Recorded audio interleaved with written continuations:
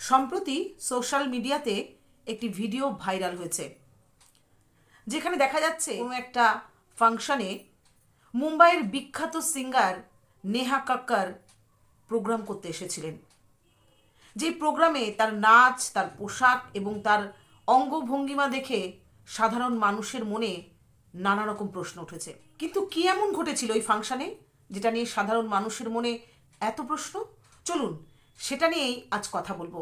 নমস্কার, সায়ন্তনী সাতছাত্র চ্যানেলে আমি সায়ন্তনী। নেহা কাক্কর খুব ভালো কীর্তন করতেন।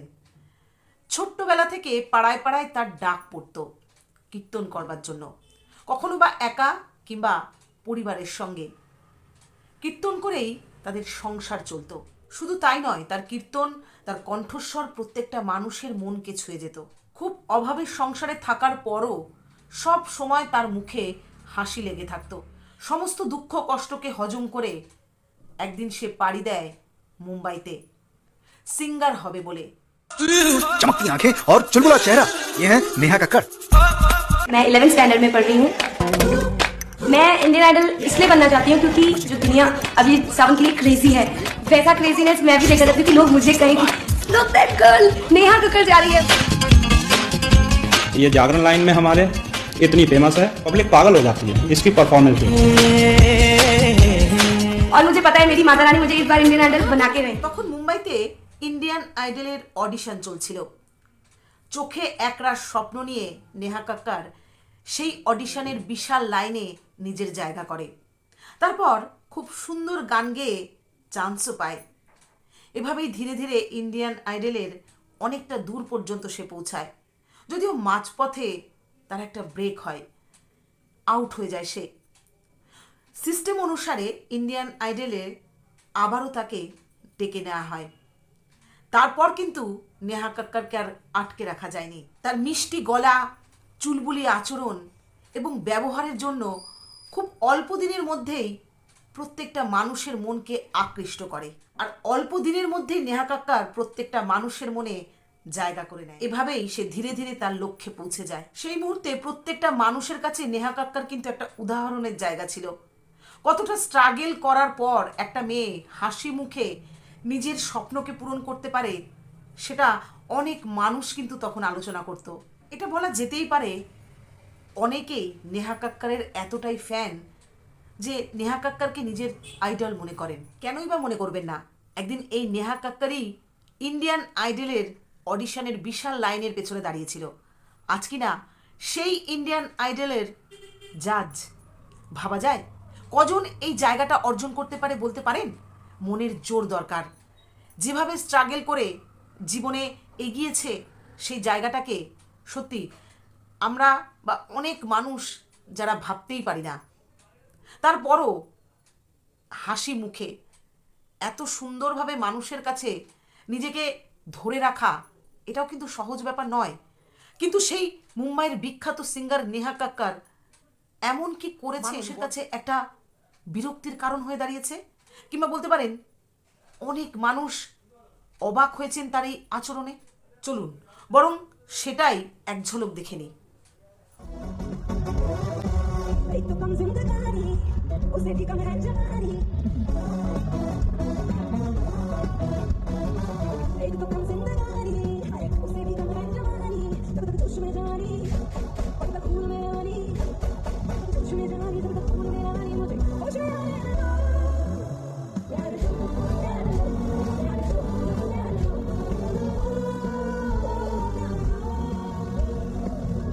আপনারা কি বুঝতে পারছেন কেন মানুষের মনে আজ এত প্রশ্ন তৈরি হয়েছে নেহা কাক্করকে নিয়ে? দেখুন, আপনাদের অনেকের মতো আমিও কিন্তু নেহা কাক্করের অনেক বড় ফ্যান। কিন্তু ফ্যান মানেই যে তার ঠিক ভুলের বিচারটুকু করব না সাধারণ মানুষ হিসেবে, তা তো নয়। সবার আগে আমাকে মাথায় রাখতে হবে আমি কি নিয়ে কাজ করছি। অতএব ঠিকটাকে ঠিক, ভুলটাকে ভুল, এভাবেই তো আমার বিচার করার দায়িত্ব। ঠিক সেরকমই একজন শিল্পীরও কিন্তু সমাজের প্রতি কিছু কর্তব্য বা দায়িত্ব থাকে। যখন শিল্পী সেটা ভুলে যায় তখন আর যাই হোক একটু হলেও তার সম্মানে আঘাত আসে। যেভাবে শরীরকে বিকৃত করে নেহা কাক্কর গান গেয়েছে, সেটা দেখার পর সাধারণ মানুষের মনে প্রশ্ন জাগতে বাধ্য। কারণ এখানে নেহার একটা রুচির পরিচয় আমরা পেলাম। সত্যি বলতে যে মানুষটাকে আমরা পছন্দ করি তার ভুল সিদ্ধান্ত আমাদের মনকে কিন্তু আঘাত করে। তাই হয়তো এই বিষয়টাকে মেনে নিতে অত্যন্ত কষ্ট হচ্ছে। আচ্ছা বলুন তো, সেই ছোট্টবেলা থেকে স্ট্রাগেলের পর স্ট্রাগেল করতে করতে যেভাবে নিজের জায়গাটাকে তৈরি করেছে, নিজের স্বপ্ন পূরণ করেছে, তারপর এই বিষয়গুলো, এই বিকৃত বিষয়গুলো কি সত্যি তার যোগ্যতার সঙ্গে, তার স্ট্রাগেলের সঙ্গে এতটুকু মানানসই? এই ভিডিওটা দেখার পর অনেকেই হয়তো আমাকে সেকেলে বলবেন। বিশ্বাস করুন, তাতে আমার কিছু যায় আসে না।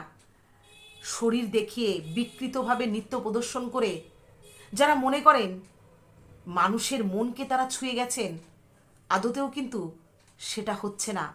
উল্টে মানুষের বিকৃত মনকে উত্তপ্ত করে মানুষের ক্ষতি হচ্ছে।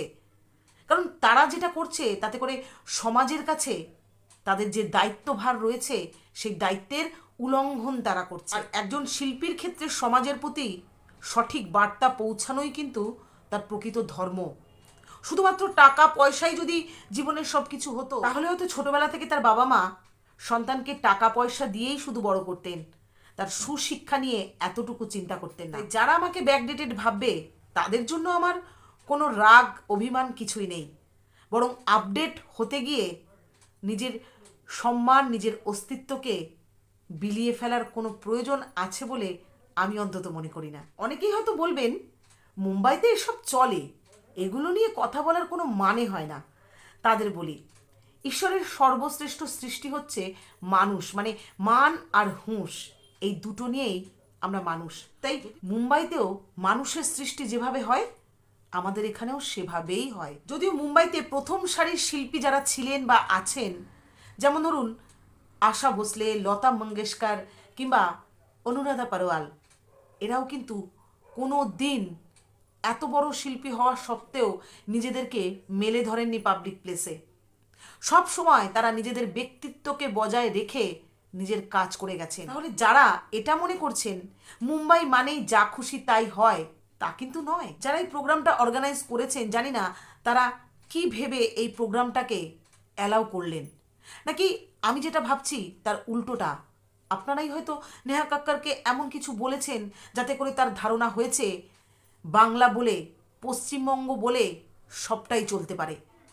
যদি এটা হয়ে থাকে তাহলে কিন্তু এটা বাংলার লজ্জা, আমাদের মতো বাঙালিদের কাছে অত্যন্ত লজ্জা, যেখানে শিল্পী এবং শিল্পকে আমরা শ্রদ্ধার চোখে দেখি এবং সভ্যতাকেও আমরা প্রাধান্য দিয়ে থাকি। দিনের পর দিন আমরা দেখতে পাচ্ছি মানুষ ভালো জিনিসকে ভুলে বিকৃত জিনিসকে আপন করে নিতে বেশি উদ্যত। তাহলে মানুষের জন্ম মৃত্যুকে নিয়েও ইয়ার্কি। 2 থেকে 3 দিন পার হতে না হতেই একজন ব্যক্তির মৃত্যুকে ঘিরে যেভাবে সোশ্যাল মিডিয়াতে মজা করা হচ্ছে, সেটা দেখলে হয়তো আপনারা স্তম্ভিত হয়ে যাবেন, হয়তো ভাবতেই পারবেন না যে এটাও সম্ভব। বলিউডের অভিনেতা ধর্মেন্দ্র, তিনি প্রয়াত হয়েছেন 2 দিন সবেমাত্র হলো। হঠাৎ করে ফেসবুকে একটা পোস্ট চোখে পড়ল, যেই পোস্টে একটা ছবি দেওয়া রয়েছে, ক্যামেরা হাতে রয়েছেন সত্যজিৎ রায়, আর নিচে অভিনেতা ধর্মেন্দ্রর ছবি। ছবির পোস্টটা ভালো করে লক্ষ্য করুন। উপরে পরিচালক সত্যজিৎ রায় অভিনেতা ধর্মেন্দ্রকে প্রশ্ন করছে, ধর্মেন্দ্র সত্যিই তুই এবার এলি? আর নিচে অভিনেতা ধর্মেন্দ্র তার উত্তরে সত্যজিৎ রায়কে বলছেন, হ্যাঁ মানিকদা, SIR এর ফর্ম ফিল আপ করতে গিয়ে 1 সপ্তাহ দেরি হয়ে গেল। এই পোস্টটা দেখার পর ঠিক কি বলবেন? ছি বলবেন? লজ্জা পাবেন? বিরক্ত হবেন? বিকৃত মানসিকতার মানুষ বলে এড়িয়ে যাবেন?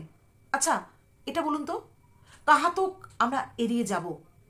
কারণ এড়িয়ে যেতে যেতেই তো আজকে সমাজের পরিস্থিতিটা এতটা ভয়ঙ্কর জায়গায় পৌঁছে গেছে।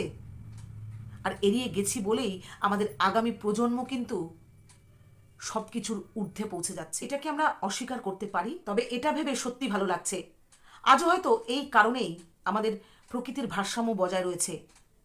এই পোস্টের নিচে বহু মানুষ প্রতিবাদ জানিয়েছে। এর থেকে প্রমাণ হয় যা খুশি করলে সাধারণ মানুষ কিন্তু ক্ষমা করে দেয় না। সব কিছুর একটা লিমিট থাকা প্রয়োজন আছে।